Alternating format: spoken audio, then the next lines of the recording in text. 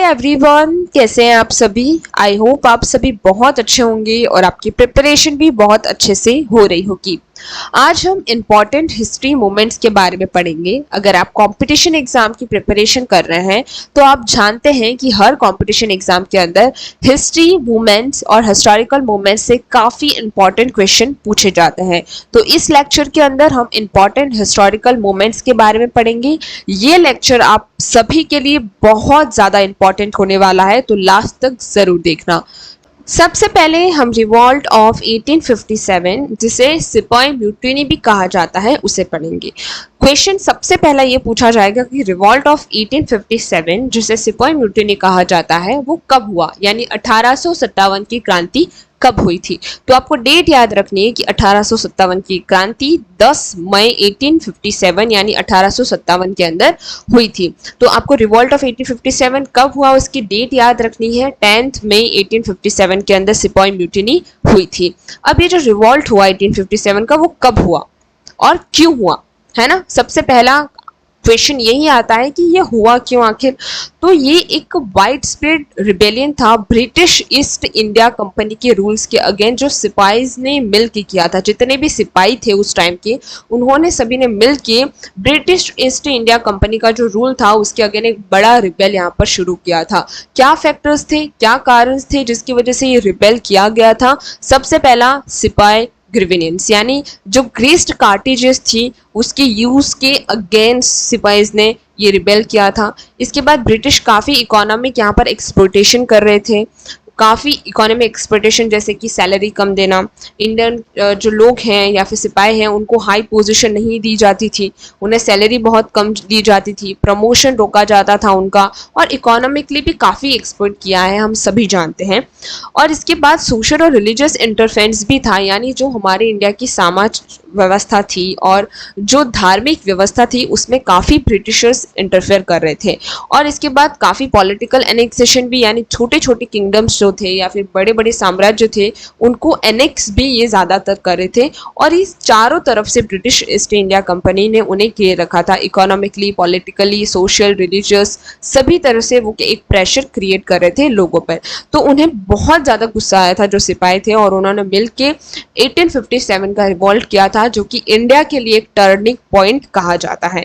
अब ये जब 1857 का रिवॉल्ट हुआ उसका इम्पैक्ट क्या रहा, मतलब ये रिबेल किया उसके बाद उसका असर क्या हुआ। तो सबसे पहला इम्पैक्ट ये हुआ कि ईस्ट इंडिया कंपनी जो है का जो रूल था वो पूरी तरह से यहाँ पर खत्म हो गया इंडिया के अंदर, और जो ब्रिटिश क्राउन था उसका डायरेक्ट एडमिनिस्ट्रेटिव यहाँ पर शुरू हुआ था, क्योंकि ईस्ट इंडिया कंपनी काफ़ी ज़्यादा नेगेटिव वर्क कर रही थी यहाँ पर। उनका इंटेंशन बहुत गलत था। उनका इंटेंशन ये था कि हम अर्न करें और इंडिया को कुछ ना दे। लेकिन फिर ब्रिटिश क्राउन जब आया, उनका डायरेक्ट एडमिनिस्ट्रेटिव शुरू हुआ, तो उन्होंने काफ़ी रूल्स जो हैं वो ईस्ट इंडिया कंपनी पे लगाए, और ईस्ट इंडिया का जो डायरेक्ट पॉलिटिकल और इकोनॉमिकल जो पावर था इंडिया के अंदर वो पूरी तरीके से खत्म हो जाता है। ये पहला इम्पैक्ट था। और दूसरा इम्पैक्ट ये था कि इंडिया के अंदर 1857 की जो रिवॉल्ट हुई, क्या क्रांति जो हुई, उसने इंडियन नेशनलिज्म का कहीं ना कहीं बीज बो दिया था। यानी अब इंडिया के हर नागरिक, भारत के हर नागरिक के अंदर नेशनलिज्म, यानी हमारा भारत, हमारा देश का जो सोच थी, जो विचार था, वो अब शुरू हो गया था। इसके बाद आता है मोमेंट स्वदेशी मोमेंट। स्वदेशी मोमेंट भी एक इम्पॉर्टेंट मोमेंट है जिसकी डेट आपको याद रखनी है। 1905 से लेकर 1911 यानी 1905 से 1911 के बीच में ये हुआ, और काफ़ी इंटेंसिफाइड ये 1905 के बाद हुआ था। अब ये क्यों हुआ, स्वदेशी मूवमेंट क्यों किया गया था, तो ये एक डायरेक्ट रिएक्शन था जब बंगाल का पार्टीशन कर दिया गया था लॉर्ड क्रूजन ने 1905 के अंदर। तो जब लॉर्ड क्रूजन ने 1905 के अंदर बंगाल का पार्टीशन किया तो लोगों का डायरेक्ट रिएक्शन ये था कि उन्होंने स्वदेशी मूवमेंट शुरू कर लिया। अब बंगाल का पार्टीशन क्यों किया गया था, अब उनका एम ये था, लॉर्ड क्रूजन का एम ये था कि उन्होंने बंगाल को डिवाइड किया एडमिनिस्ट्रेटिव रीजंस के लिए। लेकिन ये मूव कहीं ना कहीं सिर्फ एडमिनिस्ट्रेटिव रीजन के अंदर नहीं था, लेकिन जो हिंदू और मुस्लिम की जो यूनिटी थी उसे खराब करने का था, क्योंकि 1857 के अंदर हिंदू मुस्लिम की जो यूनिटी है वो बहुत ही स्ट्रांग थी, जिसकी वजह से पूरे इंडिया के अंदर वो रिवॉल्ट हुआ था। लेकिन यहाँ पर हिंदू मुस्लिम यूनिटी को तोड़ने के लिए, उन्हें वीक करने के लिए बंगाल को पूरी तरह से पार्टीशन कर दिया गया था। और इसका इम्पैक्ट क्या रहा? स्वदेशी मूवमेंट का इम्पैक्ट ये रहा कि जितने भी लोग थे उन्होंने सेल्फ रिलायंस को प्रमोट किया। सेल्फ रिलायंस यानी जो ब्रिटिशर्स के जितने भी गुड्स हैं उन्हें उन्होंने बाइकआउट कर दिया था। उनके कपड़े, उनके मसाले, सारी चीज़ें उन्होंने यहाँ पर बाइकआउट कर ली थी। और इन जो इंडिजिनियस इंडस्ट्रीज थी उन्हें प्रमोट किया गया, इंडिजिनियस एजुकेशन थी उसे प्रमोट किया गया। यहाँ तक कि इस स्वदेशी मूवमेंट के अंदर वुमेन्स और जो चिल्ड्रंस थे, स्टूडेंट्स थे, उन्होंने भी बहुत बढ़ चढ़ के भाग लिया था। और ये एक नेशनल आइडेंटिटी को जागरूक करती है, क्योंकि यहाँ पर जब ब्रिटिश गुड्स को या ब्रिटिश सामान को जब बायकॉट किया गया और अपनी देश की इंडस्ट्रीज को जब प्रमोट किया गया, तो नेशनल की आइडेंटिटी बनना शुरू हुई और नेशनल की एक इकोनॉमिक नेशनलिज्म जो है उसे यहाँ पर बढ़ाना शुरू कर दिया गया था। तो स्वदेशी मूवमेंट भी एक टर्निंग पॉइंट था हमारे इंडिया के अंदर। आगे चलते हैं, home rule movement. Home rule movement क्या है और कब हुआ? सबसे पहले तो ये जो होम रूल मूवमेंट है वो 2 इयर्स का एक मूवमेंट था, जो 1916 से 1918 के बीच में हुआ, यानी 1916 से 1918 के बीच में। अब ये क्यों हुआ था और किसके द्वारा लॉन्च किया गया था? तो बाल गंगाधर तिलक और एनी बेसेंट, इन दोनों ने मिलकर इस होम रूल मूवमेंट को लॉन्च किया था।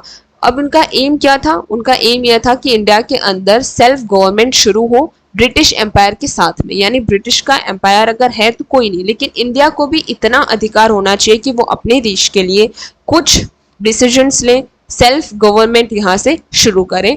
और ये कहीं ना कहीं कनाडा और ऑस्ट्रेलिया का जो उस टाइम पे ब्रिटिश एम्पायर के अंडर जिस तरीके से वो सेल्फ गवर्नमेंट करते थे अपने अपनी कंट्रीज के अंदर, उसी तरीके से बाल गंगाधर तिलक और एनी बेसेंट का भी ये एम था कि हम भी इंडिया के अंदर सेल्फ गवर्नमेंट अचीव करें।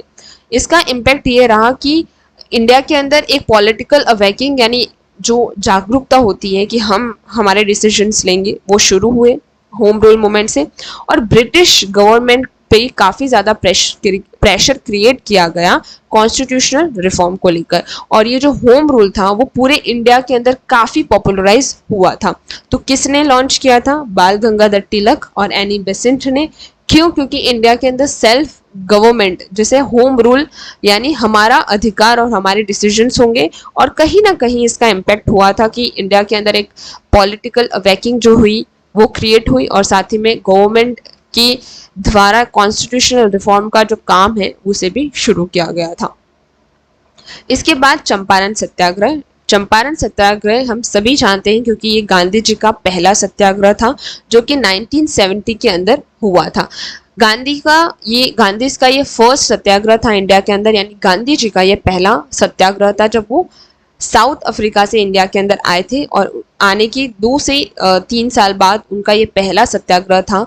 उन्होंने लॉन्च किया था ये जो तिनखातिया सिस्टम जो था, जिसमें जो फार्मर्स हैं उन्हें 3/20 ऑफ लैंड पे इंडिगो की कल्टीवेशन करनी पड़ती थी, और ब्रिटिश जो है वो काफ़ी फोर्स करते थे फार्मर्स को कि आपको इंडिगो जो है उसको, इंडिगो का मतलब होता है नील की खेती करने के लिए प्रेशर किया जाता था, और लैंड का 3/20 जो एरिया था उस पर इंडिगो की फसल उगाई जाती थी, और उनकी प्राइस जो थी फसल के बदले वो फिक्स थी और बहुत कम थी। तो ये एक तरह का जो एक्सप्लोटेशन हो रहा था चंपारण के बिहार के अंदर, तो गांधी जी ने इसके अगेंस्ट चंपारण सत्याग्रह शुरू किया था। इसका इम्पैक्ट क्या हुआ कि जब गांधी जी ने ये सत्याग्रह शुरू किया तो जो इंडिगो की ये सिस्टम था, तिनखातिया सिस्टम जो था, वो पूरी तरह से क्या हुआ, अबॉलिश हो चुका था। और गांधी जो थे, है ना, महात्मा गांधी जो थे एक लीडर की तरह यहाँ पर उभरे थे इंडिया के अंदर, जिन्होंने काफ़ी नॉन वायलेंट सिविलियन डिसओबीडियंस जो है वो शुरू किए थे इसके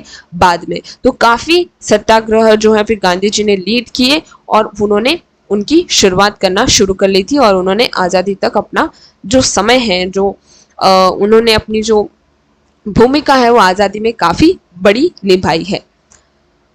अब खेड़ा सत्याग्रह। खेड़ा गुजरात के अंदर आता है, तो खेड़ा सत्याग्रह जगह का नाम है खेड़ा। ये 1918 के अंदर हुआ था। जो कि खेड़ा के जितने भी पीजेंट थे गुजरात के अंदर, उनकी डिमांड थी कि लैंड रेवेन्यू जो है क्रॉप्स फेलियर पे वो कम की जाए, है ना। ब्रिटिश गवर्नमेंट जो फुल पेमेंट यानी जो पूरा रेवेन्यू होता है उसके बदले, क्योंकि अभी फसल अच्छी नहीं हुई है, फसल खराब हुई है, तो आप हमसे रेवेन्यू में थोड़ा सा जो डिमांड है वो कम करिए, जो पेमेंट है उसमें कम करिए, जो रेवेन्यू का जो फिक्स रेट है उसको यहाँ पर कम करने की यहाँ पर क्या किया पीजेंट ने ये मूवमेंट स्टार्ट किया था कि टैक्स के अंदर थोड़ा सा यहाँ पर कम किया जाए, क्योंकि क्रॉप्स जो है वो बहुत ही फेल हो चुके हैं, क्रॉप्स यानी फसल जो है वो अच्छी नहीं हुई है। तो इसके बाद इम्पैक्ट ये हुआ कि जो गांधी जी हैं उन्होंने पीजेंट्स को सपोर्ट किया और यहाँ पर गवर्नमेंट को यहाँ पर सस्पेंडिंग द रेवेन्यू कलेक्शन, यानी जो रेवेन्यू कलेक्शन है पुअर्स और एग्रीइंग लोअर रेट के जो लोग हैं उनके लिए यहाँ पर कम करवाया गया जो रेट थी। और इसके बाद गांधी जी की जो लीडरशिप थी वो और भी ज़्यादा क्या हो गई थी, पावरफुल हो गई थी, क्योंकि उन्होंने 2 सत्याग्रह लीड किए थे और दोनों ही सक्सेसफुल हुए थे। इसके बाद नॉन कॉपरेशन मूवमेंट जो कि 1920 से 22 के बीच में हुआ था, ये बहुत ही इम्पॉर्टेंट कॉपरेशन है जो कि अगेन गांधी जी के द्वारा ही लॉन्च किया गया था।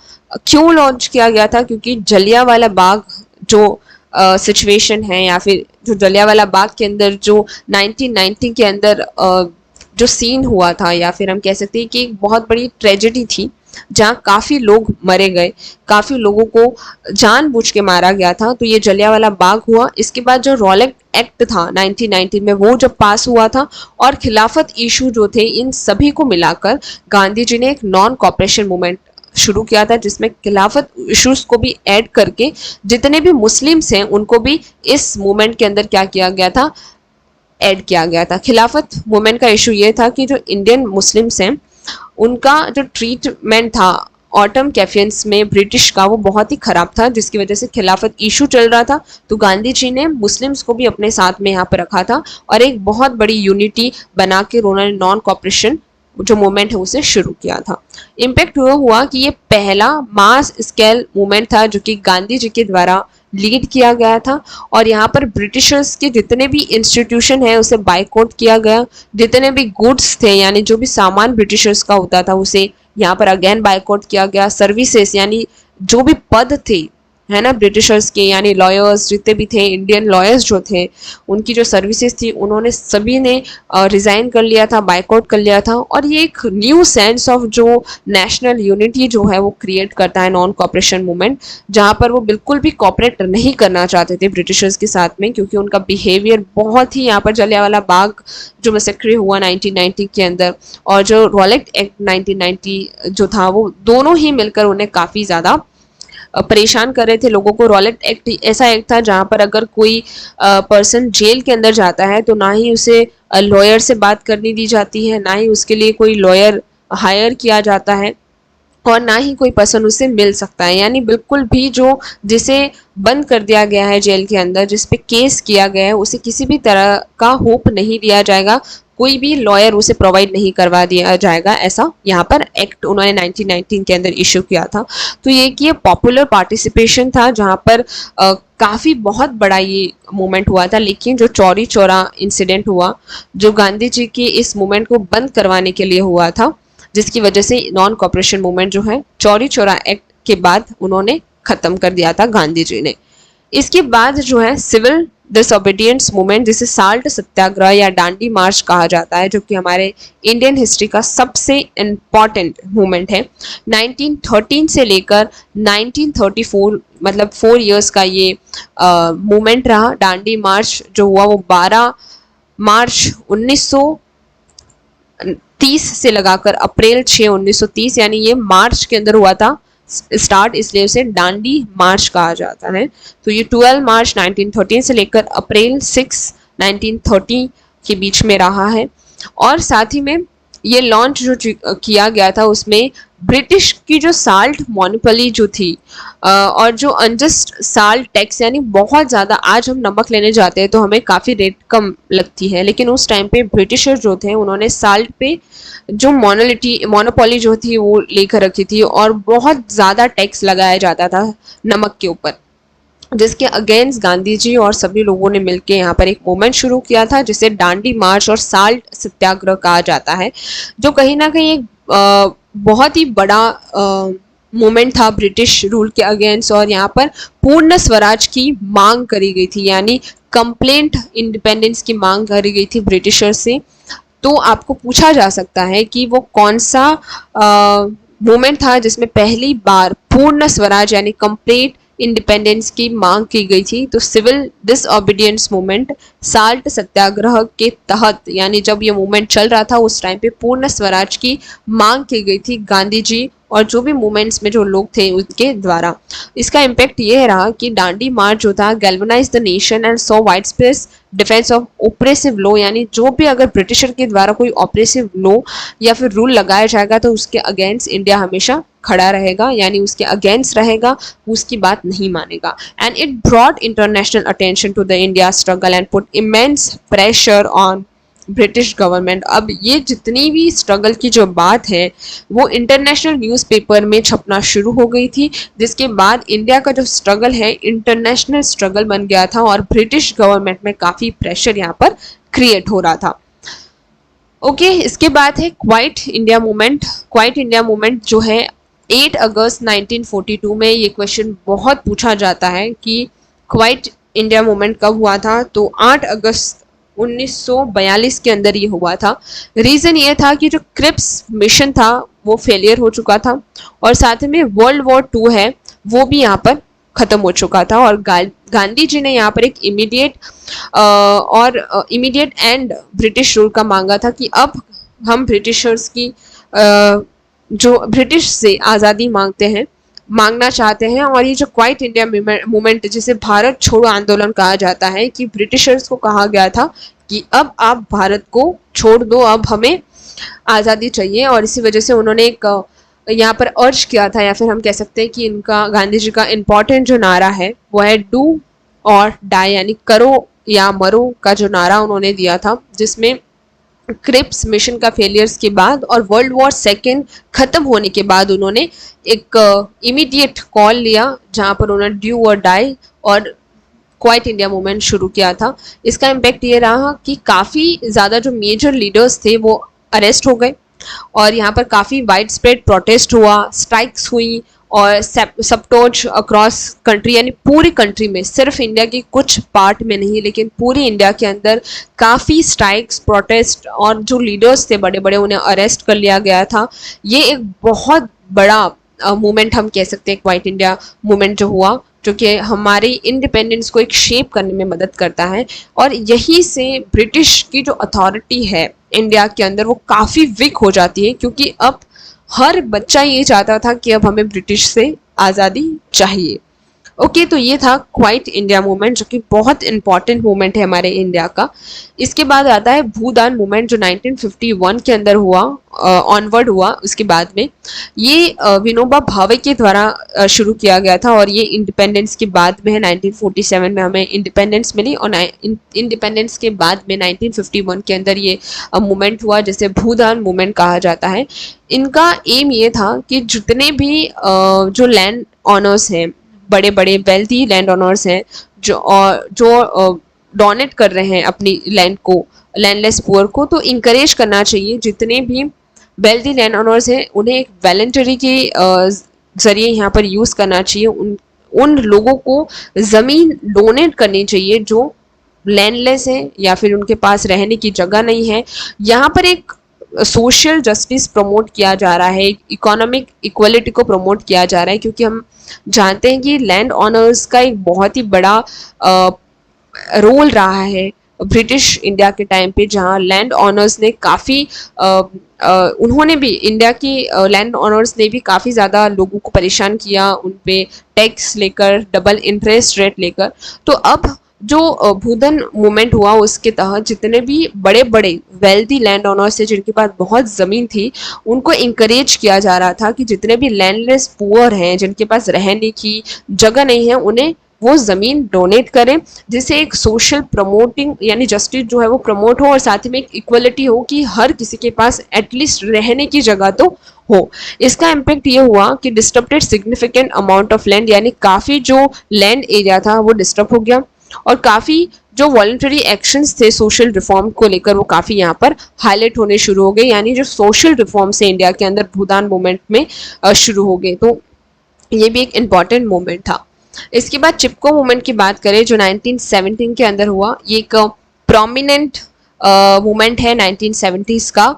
इसका रीज़न क्या है कि violent non violent social and ecological movement था। वायलेंट नॉन वायलेंट था ये, जो कि विलेज के अंदर हुआ, वुमेन्स के द्वारा पर्टिकुलरली किया गया था हिमालय के अंदर, to protect tree and forest from government back logging, यानी जो गवर्नमेंट थी वो काफ़ी फॉरेस्ट को यहाँ पर कट कर रही थी, ट्रीज को कट कर रही थी और वहाँ के जो लोग हैं उन्होंने पेड़ों की रक्षा करने के लिए यानी सुरक्षा के लिए to protect tree and forest को यहाँ बचाने के लिए उन्होंने ये चिपको मूवमेंट किया था और मेजरली यहाँ पर जो पार्ट लिया था वो वुमेन्स ने लिया था। इम्पैक्ट यह रहा कि landmark of environment movement that inspire similar eco-conservation effort globally and brought attention to the importance of sustainable development and community participation in the resources management। यानी ये एक ऐसा मूवमेंट रहा है हमारे इंडिया का जहाँ पर एनवायरनमेंट को कंजर्व करने के लिए, इकोलॉजी को कंजर्व करने के लिए एक अटेंशन ग्रैब किया था इस मूवमेंट ने, जिससे गवर्नमेंट ने इस चीज़ पे ध्यान देना बहुत ही इम्पॉर्टेंट समझा कि ट्रीज और फॉरेस्ट अगर हम इंडस्ट्रीज के लिए अगर कट करते रहेंगे तो आने वाली जो सोसाइटी रहेगी या फिर जो जनरेशन रहेगी उनके लिए कुछ नहीं बचेगा। तो यहाँ पर इसलिए एक अटेंशन क्रिएट किया गया कि सस्टेनेबल डेवलपमेंट के साथ में हम रिसोर्सेज को मैनेज करेंगे, रिसोर्सेज को यूज़ करेंगे, यानी आने वाली पीढ़ी के लिए हमें बहुत कुछ बचा के यहाँ पे रखना है। तो उसी को ध्यान में रखते हुए हम किसी भी रिसोर्सेज को यूज़ करेंगे।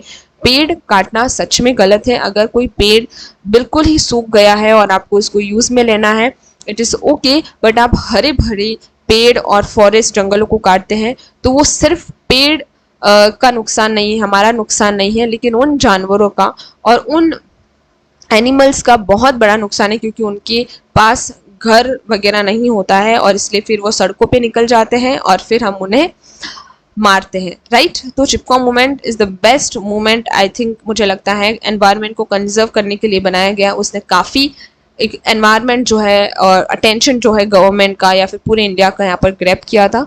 सो आज के लिए यहीं पे हम ख़त्म करते हैं हमारे सारे मूवमेंट्स को। ये मेजर और इम्पॉर्टेंट मूवमेंट है जिससे काफ़ी क्वेश्चन पूछे जाते हैं, जिसे आज हमने कवर किया। आई होप आप सभी को समझ में आया होगा। If you have any doubt तो आप प्लीज़ कमेंट सेक्शन में पूछ सकते हैं और साथ ही में अगर लेक्चर अच्छा लगा हो तो प्लीज़ एक लाइक, शेयर और सब्सक्राइब तो बनता है, राइट। Okay, thank you.